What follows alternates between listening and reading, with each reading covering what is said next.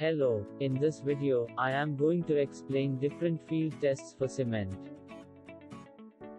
Test for color of cement. This is the first and very basic field test. As a site engineer, one must check the color of cement to be used for construction. The color of cement should be gray with a light greenish shade. Physical properties. The cement should feel smooth when rubbed in between fingers.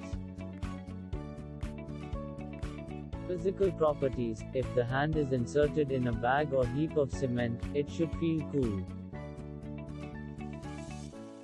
Physical properties. If a small quantity of cement is thrown in a bucket of water, it should sink and should not float on the surface.